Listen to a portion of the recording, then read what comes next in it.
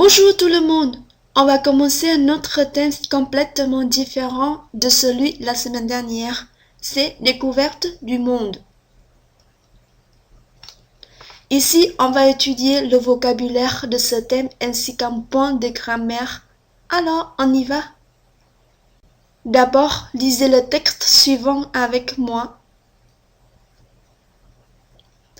Monsieur et Madame Molinet d'Argentine ont l'intention de passer les vacances avec des amis en Grèce à l'étranger l'été prochain, mais ils ne savaient pas où, en Italie, en Grèce, en France ou au Portugal.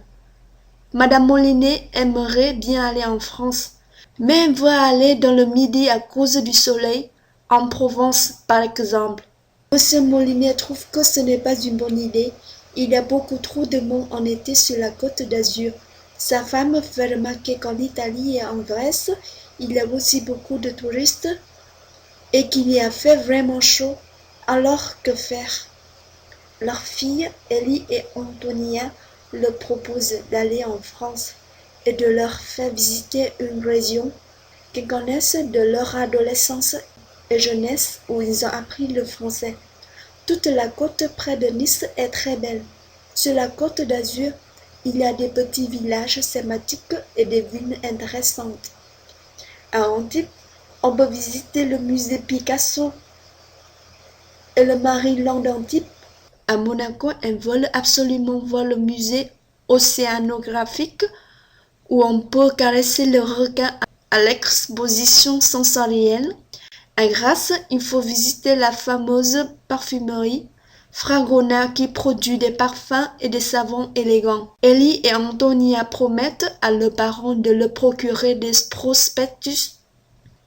Et vous comprenez pourquoi je vous ai proposé de lire ce texte avec moi? C'est de vous aider à prononcer, à apprendre à utiliser les muscles que vous n'utilisez pas dans votre langue vietnamienne.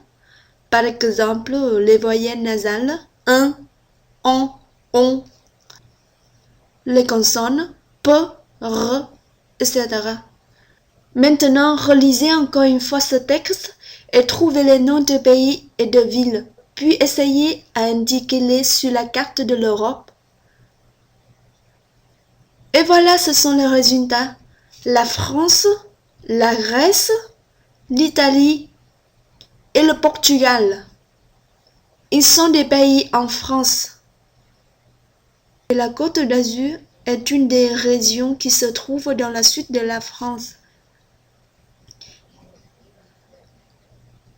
Et les Antibes, Monaco, Grasse sont des belles villes très célèbres avec plein d'activités touristiques dans cette région. Et voilà quelques infos utiles pour vous. N'oubliez pas de visiter ces villes lorsque vous irez en France. Dans ce texte, je ne vous donnais pas les explications des mots, c'est à vous de deviner le sens.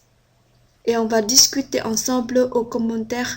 Essayez de ne pas consulter le dictionnaire. Et maintenant, le point de grammaire d'aujourd'hui que je voudrais vous parler, c'est les prépositions devant un pays ou une ville.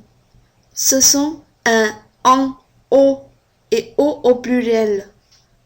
Regardez le tableau récapitulatif suivant. Vous voyez, devant un pays au masculin singulier, on utilise au, par exemple, au Japon, au Portugal. Et en pour les pays féminins singuliers en France et en Allemagne pour les pays qui commencent par une voyelle. Et OAUX pour les pays pluriels, par exemple, aux États-Unis. Pour les villes, on utilise préposition un avec accent grave devant. Et voilà, cette leçon est terminée aujourd'hui. Merci de m'avoir écouté cette vidéo. Et voilà, cette leçon est terminée aujourd'hui. Merci de m'avoir écouté cette vidéo. N'oubliez pas de faire des exercices proposés ci-dessous et de laisser des commentaires en bas de cette page. Au revoir et passez une très bonne journée. À bientôt!